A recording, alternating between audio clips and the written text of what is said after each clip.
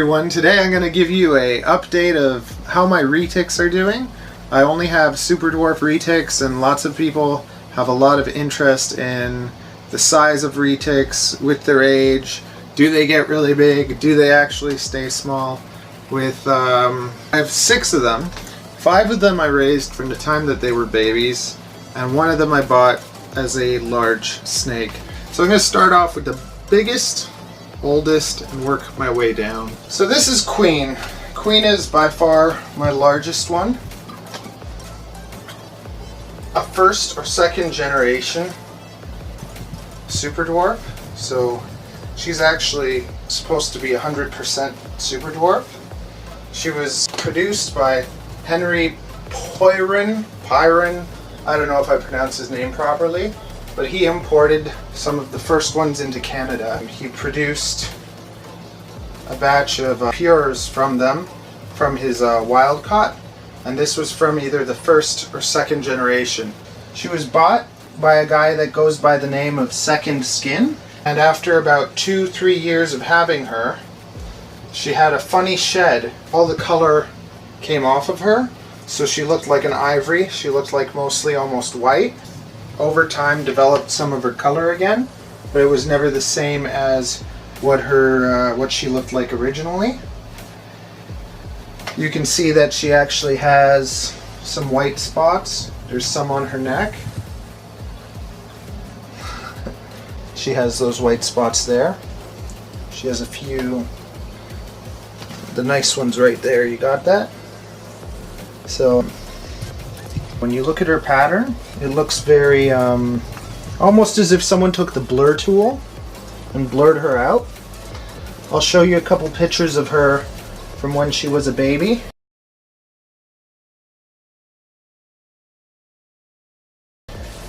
I don't have a lot, but I have a picture of her from when she was a baby.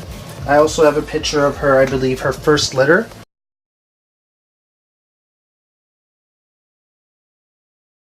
When she was about 5 years old, and she was just tiny.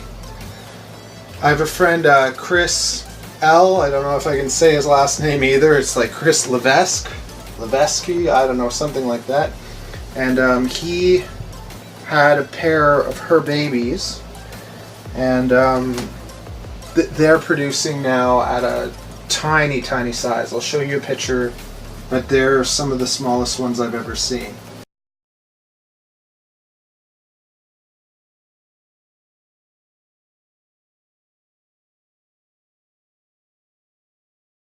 I think she's fabulous. She's super sweet. She is very inquisitive, like she does not want to stop moving. But she's not aggressive. She's never struck at me. She's just looks around at everything, doesn't stop moving. After she had that shed, she went brighter. It's what people call calico. So she went calico, and that's what those white spots are. To my knowledge, I don't know of any other super dwarfs that are calico, so she might be one of the few. I'm very excited to see if that affects her babies later to come. After Second Skin got sick and he sold off his collection, a guy named Chris Dyers, he's in Niagara, he bought her, and he's had her since then. I'm not sure how often he fed her. I think he fed her very well, because she's pretty good size, 11 feet long and 30 pounds. So still nothing close to a mainland, but she is a sweetheart. Hopefully you'll see babies from her next year. Next up we have Ivy.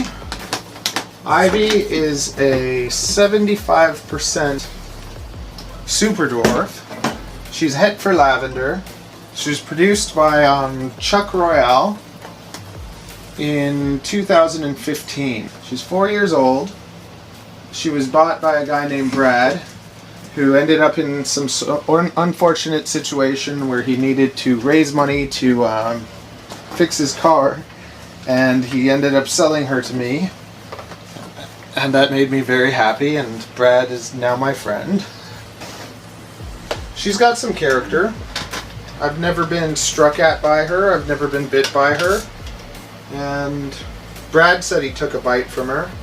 When it comes to the retics, I always give them extra respect.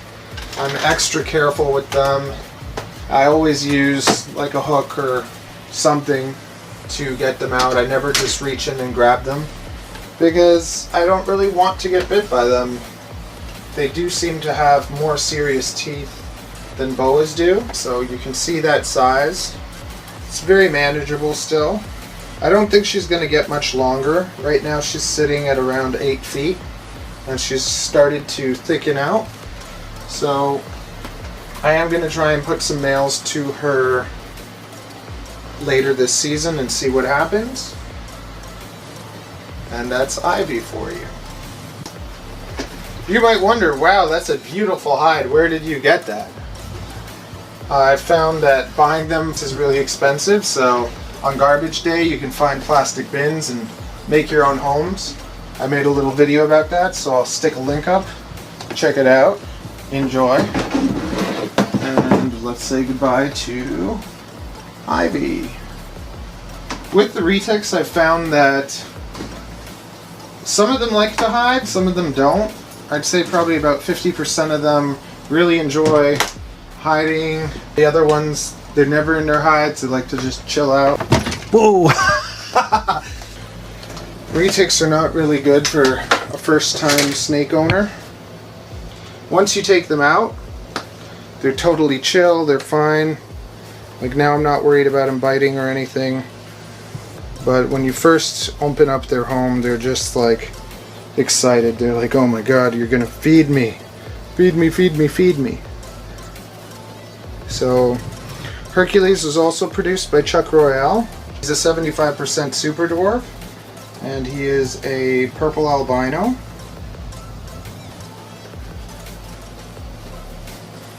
He was actually my first Super Dwarf Retic. Very happy with him. So he was born, I believe, in 2016. Now he's 3 years old. He's starting to thicken out a bit, but this is his, it seems like it's his adult size. He might get a little bit bigger, but at 3 years old, there he is. He's much smaller than Ivy is. So I'm going to be trying to put him towards Queen and to Ivy later this year. We'll see what happens. But he's one of the ones that every time I get him, he's ready to go. He's like, ah, feed me, feed me, feed me. Okay. This is Jasmine. Jasmine, out of all my retics, is my favorite for her personality. She's just a sweetheart.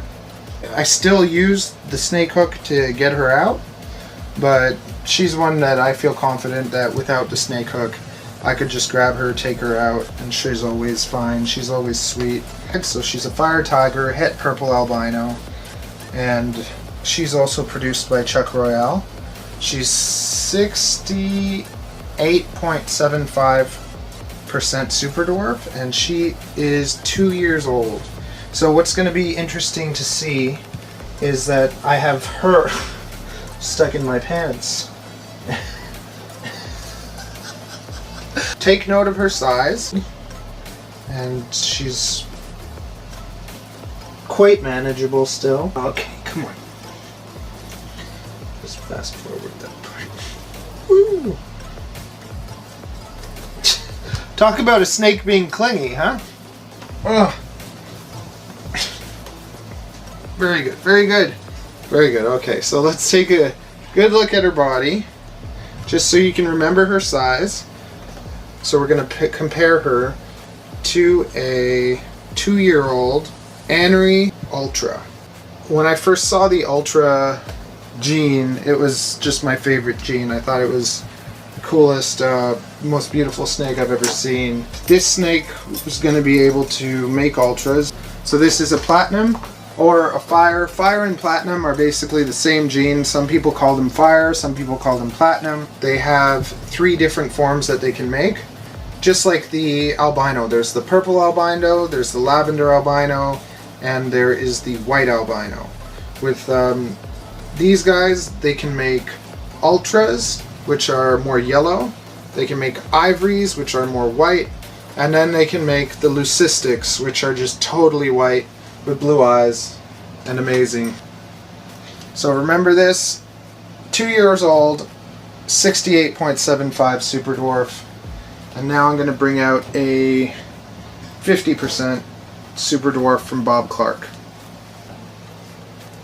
So this is Calypso. Calypso is a 2-year-old 50% Super Dwarf produced by Bob Clark. Personality-wise, she is a little strong-willed. I'll get bit by her every now and then. It's tricky with her because lots of times she'll act super nice, she'll be sweet, she'll never strike me, she's being good now. But one thing that I like to try doing with snakes is playing with their face a lot to slowly get them desensitized. Because if a snake is used to its face being touched and pet and not reacting, then you should be able to pet it anywhere. Well, I've been trying to get closer to her head and pet her, kind of like that's the only time that she's kind of turned around and bit me in the hand. So it's been a little bit scary to work with her, but I'm trying to work with her a lot more now before she gets bigger, because she'll probably end up being my biggest snake.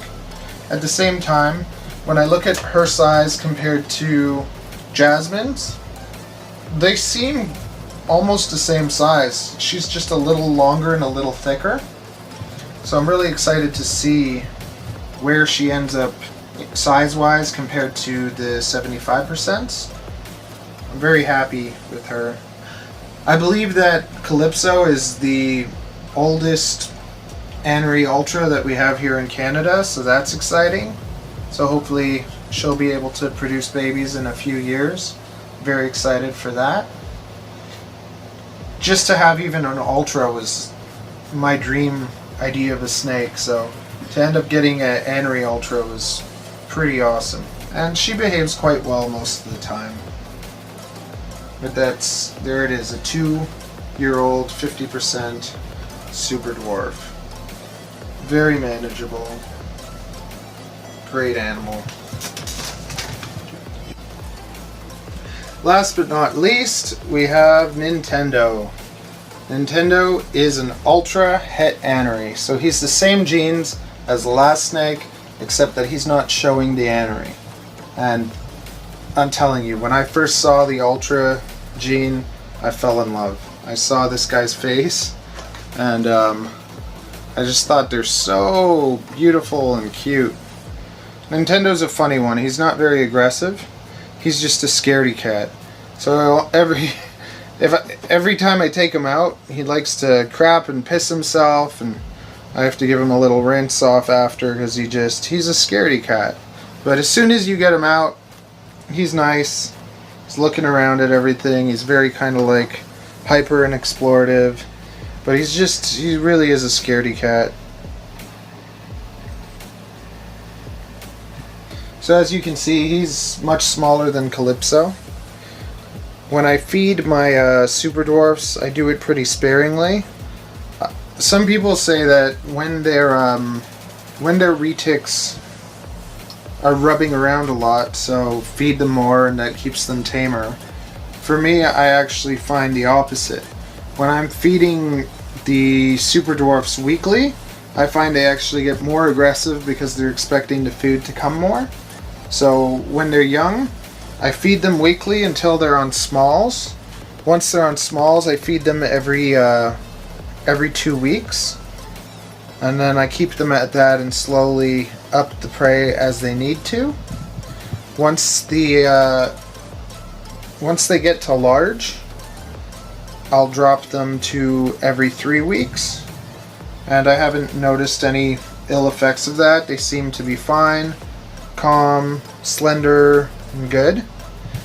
And then when it goes into breeding season, I plan to bump the females' foods up to once a week until they stop eating. See if that works. That's my plan so far. I have just 2 males, Nintendo and Hercules, and I plan to try breeding both of them to each of the females when ready. I think that it's exciting. Since Nintendo is an Ultra, every baby he has will be a Platinum/Fire, whatever you want to call it. So that way I'd know exactly who produced what, and any other snake produced by Hercules would just be a normal het purple. So because of having these two males, it's pretty good to work with, because I'm going to know exactly who the father is for each clutch. And let's say one of the males isn't that great at breeding or something, I'll have like double the chances of getting some good fertile eggs. And having some more visual morphs, and also being able to grow some double recessives. So I'm excited for Calypso, the Anery Ultra, to be put to Hercules, and getting some double heads to make some snows. Anyways, that's the plan, that's the update. Now you can see the different sizes and variations of some of the Super Dwarfs. And that's that. Hope you enjoyed it. Like, subscribe, leave a comment, share your thoughts. If you have any questions, I'm happy to answer them. And that's that. See you later.